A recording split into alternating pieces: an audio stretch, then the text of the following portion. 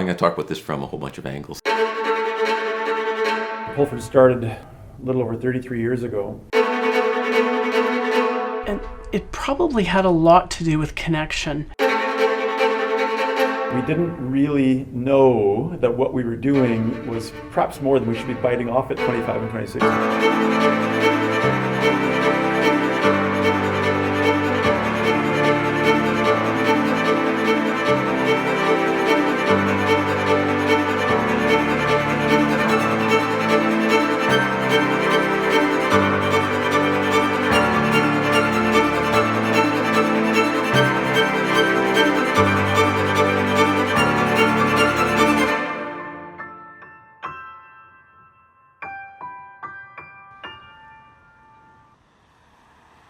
Because I think there's what led to Pulford housing. The least important of that is frankly individual activity. It's sort of a sequence of events, and like anything, you can talk about it from there's themes of 1980s economics, themes of a really big place of for elderly women who committed their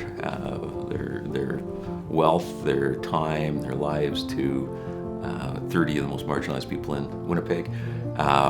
There's themes of government policy at the time. The Welcome Home program was just getting going, and was bringing a number of people out of the Portage and the net institutions and supporting people in the communities. A few months after Dave Wright set it up, he needed a treasurer, and so in the spring of 1987, shocking to me to even think about being that long ago, he came to see me because I was an old friend of Dave's. We'd known each other since we were kids, and he knew I was a recent graduated accountant, and he said, "Oh, I need an accountant to be treasurer," and he sought me out, and I knew, frankly, kind of nothing about the sort of field, if you will, at that time. But I knew Dave and knew he was a good guy, and he had an interesting story to tell of what he was doing there. So in the 1980s, the government had begun a process of bringing, the Welcome Home program is bringing 200 people out of the institutions in Portage and Lynette, and moving them into their homes in the community. We're all focused on small residences, moving away from the large group homes. At the same time, I think it was balanced with support for people in the community, primarily, I think it's a classic situation, people whose parents are getting older and they need a place to be supported in the community. So that gives an opportunity to go to the government and look for a spot or place within that framework. And so we got that place, got that agreement, and that really provided the government support to get started. Buying houses and hiring all the staff, and putting these supports in place for people that are pretty vulnerable, who really rely on us to sort of do a good job, so I don't think we sort of thought about the fact that we were kind of young and didn't know anything, and maybe that was kind of a blissful ignorance, because we just kind of jumped into it and did it, and it did work out well. But it is interesting to think, sort of how young we were at the time, and what, in hindsight, we wouldn't have thought what we were starting off would have grown into what it is today.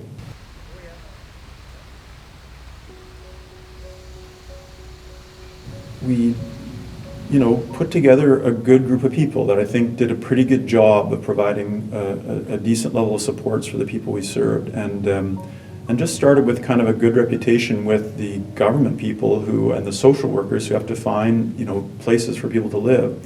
And we never really sought out to grow. We didn't ever have a strategic plan to grow. In fact, I think a lot of the times when we would stop to do sort of strategic planning periodically, we would almost have the opposite view and say, well, we don't really want to grow because we want to keep this kind of size that we can actually know the people we're supporting and not get too big and bureaucratic.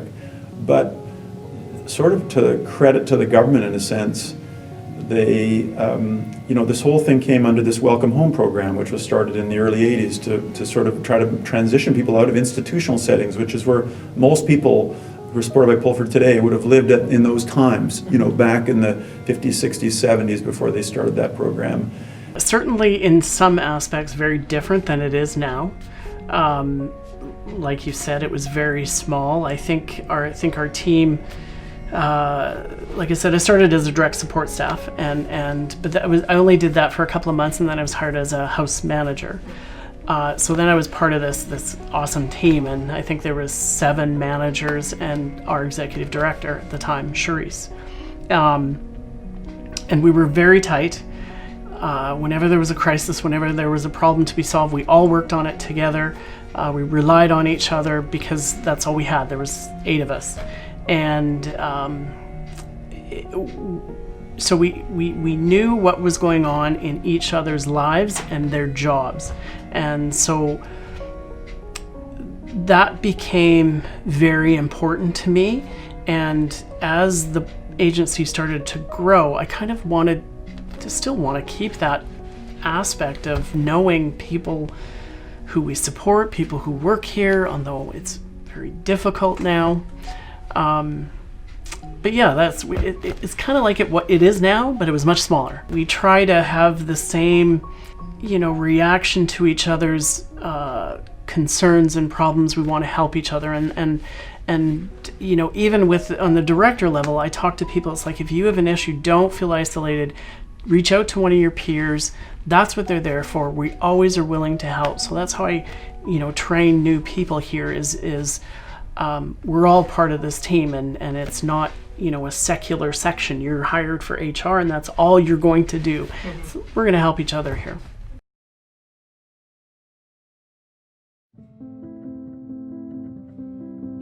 And back in the early mid-'80s, it was a little bit radical, but it was, the philosophy has always all been about centered on the person we're supporting and supporting them to try to make their own choices as much as possible.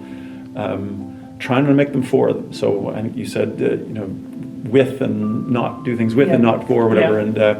But it clearly was all about saying that, look, the people we're supporting, they have not only the right, but the ability to make a lot of their own choices. And they should be making them as much as possible. We're there to facilitate them and give them the tools to make those choices, give them the opportunity to make choices. When you're living in an institution, you don't get many choices. And so it's a lot about individual dignity and respect, making it a home-like environment. These homes we want to create really want to be a home. It wasn't to be a small institution, it was to be their own home. It was they set their own rules. They decide when they go to bed. And our staff are kind of there to support, but it's not the staff's home, it's not the staff's rules. So that philosophy was very conscious. I certainly didn't invent that. It's what Dave Wright and the real original founders who were there before me sort of set up as the philosophy. I certainly bought into it just because, what did I know? It seemed to make sense, and I didn't know anything different. I didn't really know there was a very different philosophy in the history of supporting people, with intellectual disabilities before that. But so that was a conscious setup from the beginning with Pulford. And it really hasn't changed much in 33 years, that philosophy. And I don't think it needs to. I think it was always there. Yeah. I think that first team, the first group of people we started supporting, that was the key is let's, because it was people coming out of an institution and had spent many years there. So it was, let's let these people experience life with its ups and downs. And you can't protect, it's just like your children. You can't protect your children from the world. Then you're denying them. It's just not going to be productive for them. So with adults with disabilities who may have come from a sheltered kind of protective environment, why wouldn't you want them to experience the ups and downs of life just like you and I do? And maybe some people may say going to the bar and having a beer while you're playing pool you shouldn't do that because you've never been drunk before. Like, so what?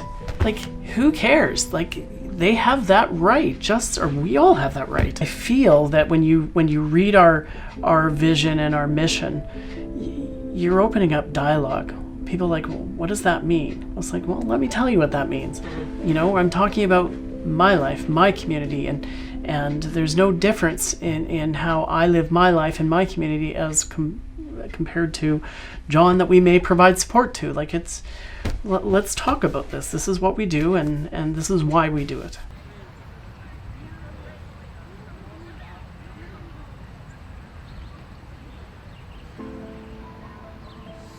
As proud as we are of what we've done and the strides we've made, there is still a long way to go, and people still that we support struggle with making those natural, connections to community.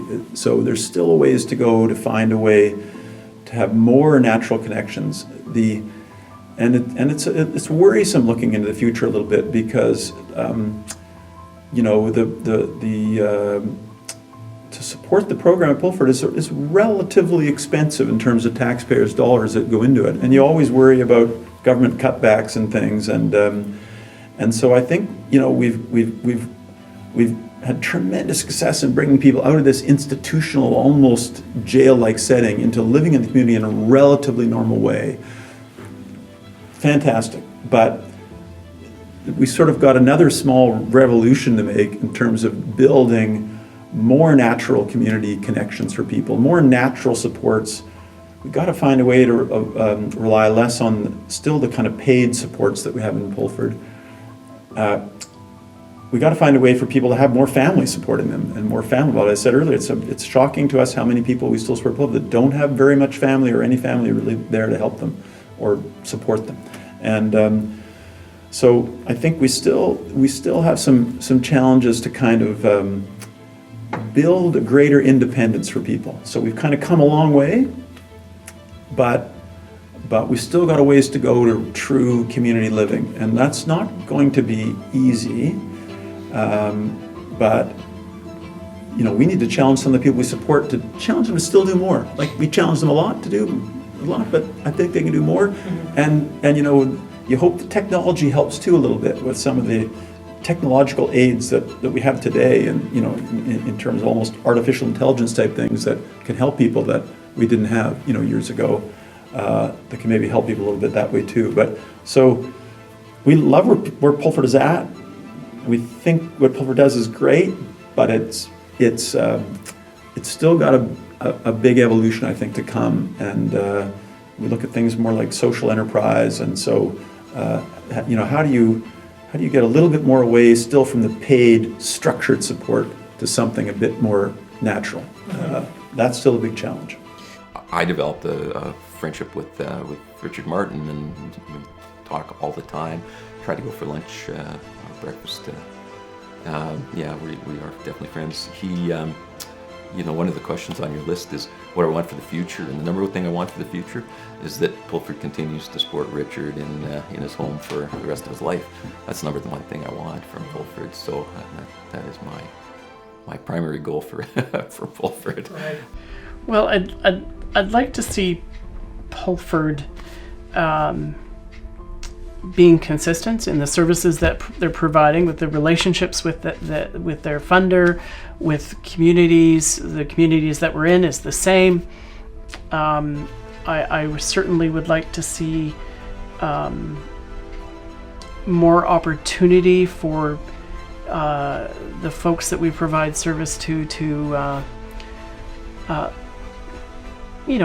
live the full life that they want to, whether that's in their own apartment or married to their partner, and obviously I would love to see the organization support more people that need that support.